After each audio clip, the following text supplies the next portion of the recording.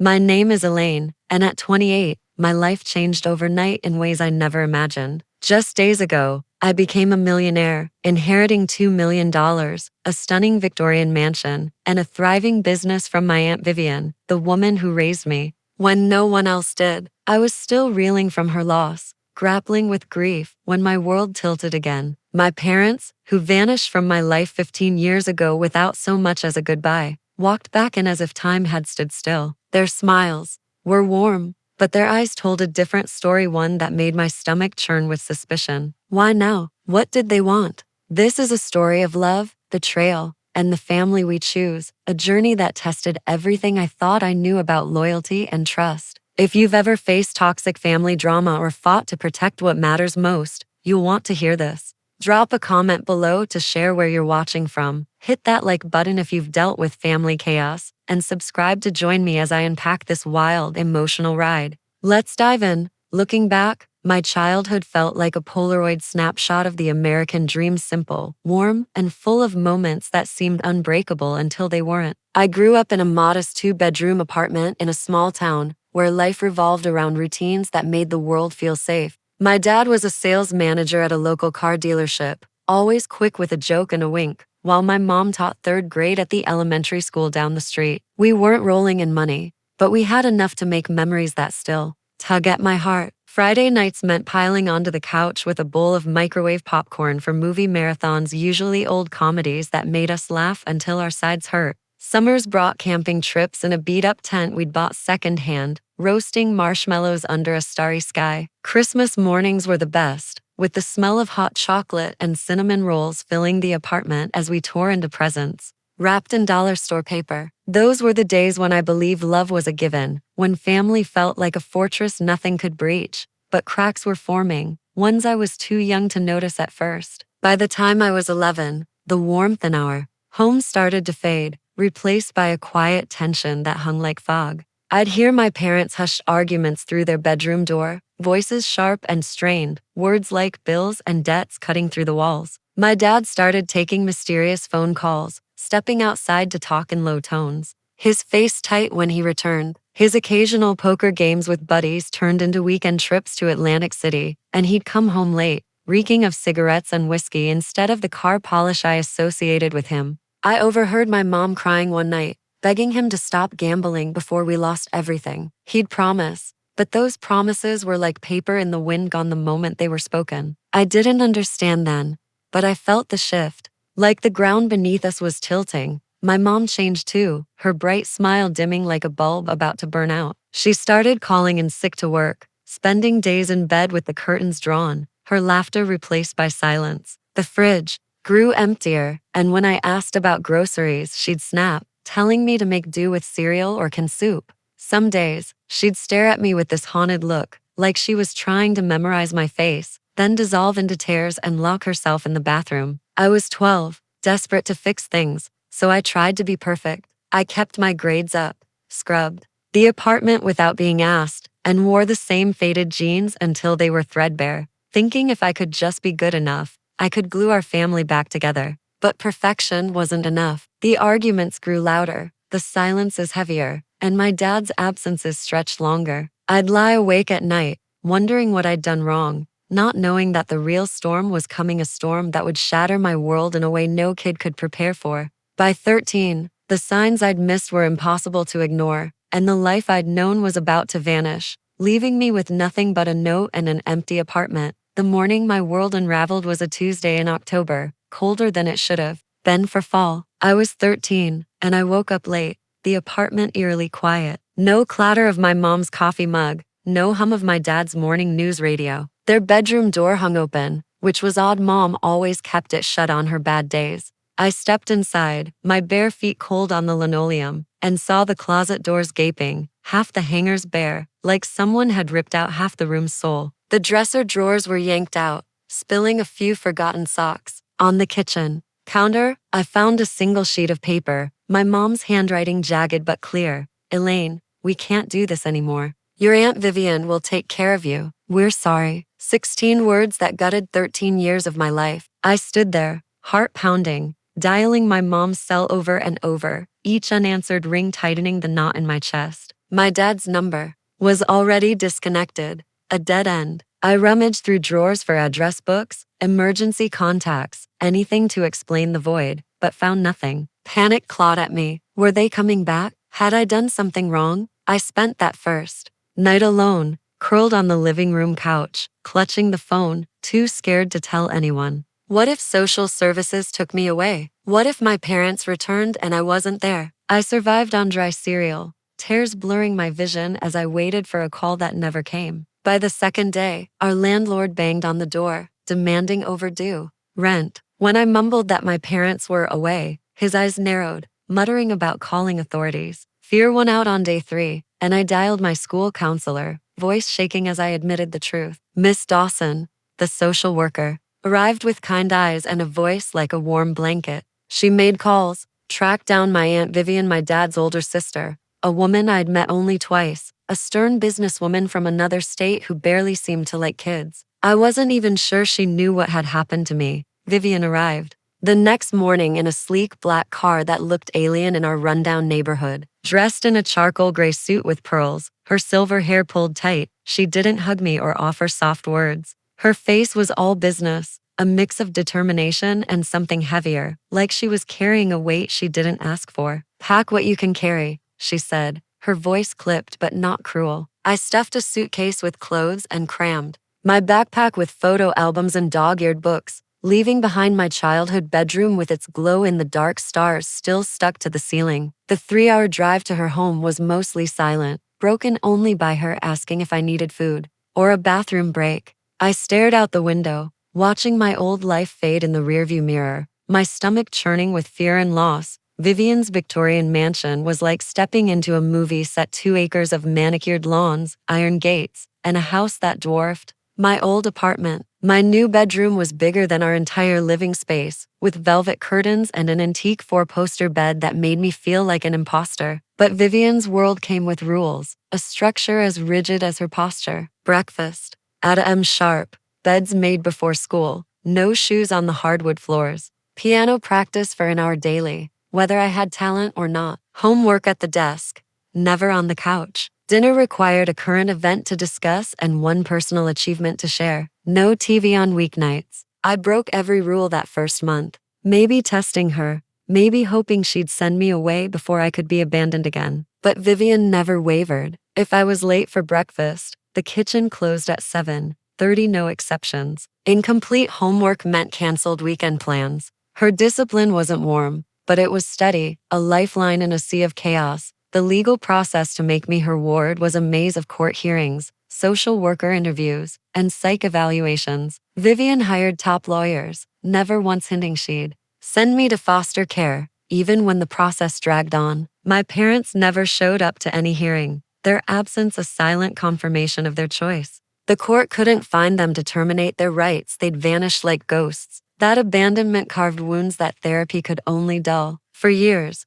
I'd wake up in the middle of the night, heart racing, convinced I'd heard their footsteps at the door, that they'd come back to say it was all a mistake. I wrote letters I never sent, scanned crowds in malls for my mom's profile or my dad's lopping walk. Dr. Freeman, the therapist Vivian hired, told me their leaving wasn't my fault. Adults make choices based on their own failures, she said. Blaming yourself feels like control, but it's not your burden to carry. Her words made sense, but my heart wasn't ready to let go. I kept searching, hoping, even as Vivian's steady presence began to anchor me in a way my parents never had. Stepping into Aunt Vivian's world felt like landing on a different planet. Her Victorian mansion, with its sprawling lawns and iron gates, was a far cry from the cramped apartment I'd known. At 13, I felt like an outsider in this grand, unfamiliar space, where every detail screamed order and elegance. Velvet curtains, polished hardwood floors, and an antique 4-poster bed that made me feel like I was trespassing in a museum.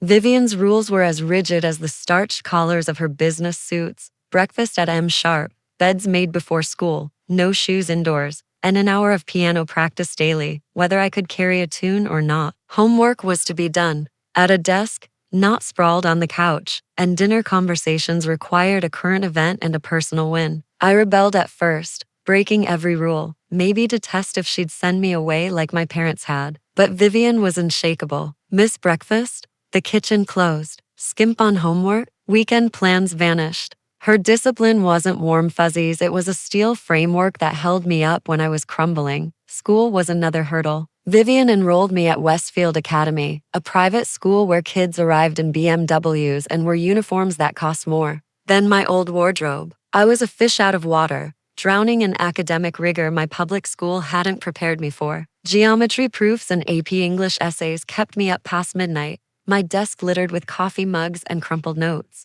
I wanted to quit, convinced I'd never belong in this world of privilege. Vivian wouldn't hear it. One night, as I sobbed over a failed math test, she sat me down. "Your circumstances changed through no fault of yours," she said, her voice sharp but steady. "What you do with this opportunity is your choice, but I don't invest in lost causes." It wasn't the pep talk I wanted, but it lit a fire. I hired a tutor with my allowance, formed study groups, and clawed my way to the honor roll by junior year. Those late nights forged a grit I didn't know I had, and Vivian's insistence on excellence became my blueprint. Summers brought a new challenge, interning at Vivian's company, Hughes Home Collections, a chain of upscale home decor boutiques. At 16, I was trailing her to boardrooms, watching her negotiate deals with a precision that was almost surgical. "Business is psychology applied to commerce," she'd say, pointing out who spoke first, who held eye contact, who folded under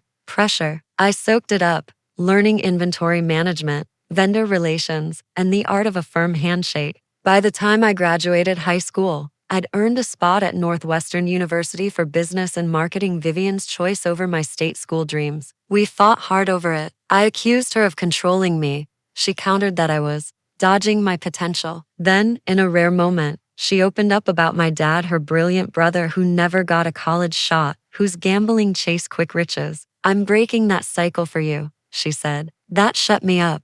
I applied to top schools, got into 5, and chose Northwestern, where Vivian covered the hefty tuition without a word. College was a whirlwind of freedom and discovery. I joined clubs, made friends from backgrounds I'd never imagined, and found a knack for design and marketing that meshed with Vivian's financial lessons. Summers back at her company sharpened my skills, and our relationship started to shift. Sunday phone calls, once stiff reports of grades and internships, softened into real talks, sometimes even laughter. When I graduated with honors, Vivian's proud nod and firm handshake spoke louder than any speech. Back home, I stepped into the role of marketing director for her company, settling into a rhythm with her as two independent women sharing a space. She wasn't the huggy type, but her consistency, never missing a meeting, always showing up, was a love I learned to read. Vivian didn't say "I love you," but she built a life for me, brick by brick, and that was enough. By 25, I'd stopped scanning crowds for my parents' faces, stopped drafting reunion speeches in my head. Vivian had given me roots, and I was finally growing. 2 years ago, my world shifted again when Aunt Vivian sat me down in her study, her face more serious than usual. At 68, she was still a force, sharp-eyed, commanding, the woman who'd built a home decor empire from a single store. But that day, her voice was softer, almost fragile. "I've been diagnosed with pancreatic cancer," she said, matter of fact, as if discussing a business deal. "The prognosis isn't good." I felt the air leave the room, my heart sinking as I tried to process the news. Vivian, my rock, the woman who'd rebuilt my life after my parents abandoned me, was facing a fight she might not win. She approached her illness with the same discipline she brought to everything, refusing to slow down. "We all die, Elaine," she told me when I broke down. "What matters is how we use the time we've got." She kept working, managing her boutiques, while I stepped up, taking on more at Hughes Home Collections to ease her load. As her strength faded, our roles reversed. I scheduled her doctor appointments, ensured she took her meds, and cooked meals she barely touched. In those final months, a new side of Vivian emerged, less guarded, almost tender. One night, as I helped her into bed, she grabbed my hand with surprising strength. "You were the daughter I never let myself have," she whispered. "Taking you in was my best decision." 8 months after her diagnosis, she slipped away peacefully in her sleep, leaving a void that echoed through her mansion. Her small funeral felt too quiet for a woman who'd lived so fiercely, and I stood by her grave, realizing she'd been my true parent in every way that mattered. 3 weeks later, I walked into Harold Thompson's office for the reading of Vivian's will, expecting a straightforward meeting. Thompson, her attorney for over 30 years, greeted me warmly behind his massive mahogany desk, the air thick with the scent of leather and old books. I assumed I'd inherit something, maybe the house or a stake in the business, but I wasn't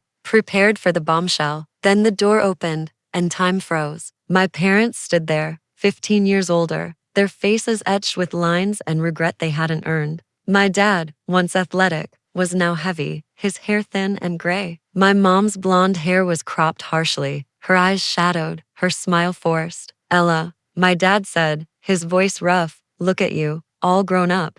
I couldn't move as my mom reached for a hug I didn't return, her perfume stirring memories I'd buried. They claimed they'd been keeping tabs through Vivian's obituary, but their sudden warmth felt like a sales pitch. When Thompson began, their intent became clear. Vivian had left me everything: the $2 million mansion, $12 million in business shares, $2 million in cash, jewelry, cars, the works. My parents leaned forward, eyes gleaming, and my stomach twisted. They weren't here for me, they wanted the money. Thompson's voice cut through their small talk. "There's confusion about legal status," he said, pulling out files. My parents claimed they were still my guardians, never having lost parental rights, and offered to manage my inheritance. Panic surged, but Thompson was calm. "Let's reconvene tomorrow with documentation," he said, dismissing them. That night, I met them for dinner at an upscale Italian restaurant Vivian loved. Against Thompson's advice, I needed answers. Over plates of untouched pasta, they spun a tale of gambling debts and depression, claiming they'd left me with Vivian for my own good. "We were ashamed," my mom said, tears falling. But their story unraveled when they mentioned the mansions, $2 million value, and the daunting taxes I'd face, offering to help manage it all. Their hints at debts, a $70,000 mortgage, $30,000 in medical bills, confirmed my fears. This wasn't reconciliation. It was a transaction. I left dinner feeling sick, their words ringing hollow. Back home, a voicemail from Sandra Kelly, a former bank colleague of my parents, warned me to dig deeper before trusting them. Sleepless, I found a locked drawer in Vivian's study labeled Winters. Inside were files detailing their scheme's extortion attempts, lies about illnesses, even a $50,000 payment Vivian made to keep them from contesting my guardianship. The next day, at Thompson's office, my parents arrived with a slick attorney, Gerald Hoffman, claiming concern for my sudden wealth. Thompson was ready. He revealed Vivian had legally adopted me at 16, making me her daughter with no claim for them. He produced investigator reports, photos of my dad gambling in Nevada, my mom working as a cocktail waitress, their signed consent to relinquish me for $15,000, and years of documented attempts to extort Vivian. A letter from Vivian, written for this exact moment, laid it bare. They'd used me as leverage for money repeatedly. She'd protected me with adoption papers and a will clause that would donate her estate to charity if challenged. My parents' faces crumbled as Thompson warned their outbursts were recorded, admitting to taking payment for my custody. The final showdown came that evening, when they showed up at Vivian's mansion, ignoring the restraining order I'd filed. "You owe us a conversation," my dad shouted, his polished facade gone. My mom, eyes darting over the mansion's interior, called me cold, accusing Vivian of poisoning me against them. I stood firm, pointing to the security cameras Vivian installed after their first extortion attempt. "You knew where I was for 15 years, I said. "You only came back for the money." Their silence confirmed it. When police arrived, they left, my dad muttering threats, my mom claiming I'd regret choosing money over family. But Vivian had taught me family isn't blood, it's the people who show up, day after day. She'd protected me one last time, her foresight shielding me from their greed. As they drove away, I felt the weight of 15 years lift, replaced by a clarity that Vivian's love, not their betrayal, defined me. 6 months have passed since that final showdown with my biological parents, and the fog of their betrayal has lifted, leaving a clarity I never expected. Standing up to them, armed with Aunt Vivian's foresight, freed me from the ghosts of my childhood. I no longer wonder why they left me at 13. Their absence was their failure, not mine. Vivian's love, steady, unspoken, shone through every action, taught me that family isn't defined by blood but by who shows up, day after day. Wandering through her mansion, now my home, I found a wooden box on her nightstand, overlooked until then. Inside were my report cards, school photos, and a college graduation program with my name highlighted. Tucked beneath was a letter in her precise handwriting. Elaine, I love you not out of duty, but because of who you are. Watching you grow was my life's greatest joy. She'd signed it Mom, a word she never spoke in life. I had Mother engraved on her black granite headstone, a quiet tribute to the parent she became. I've rebuilt my life on her foundation. I lead Hughes Home Collections, launching new stores and modernizing our brand, honoring Vivian's legacy with every decision. The Vivian Hughes Foundation, funded by her estate, supports kids facing abandonment, offering therapy and opportunities I wish I'd had sooner. I'm even dating again, approaching relationships with boundaries Vivian's example taught me. Her greatest gift wasn't the $2 million mansion or the business, it was showing me that love is action, not words. What does family mean to you? Have you ever had to redefine it? Share your story in the comments, I'd love to hear it. If this journey resonated, hit like, subscribe, and share with someone navigating their own family challenges. Let's keep the conversation going.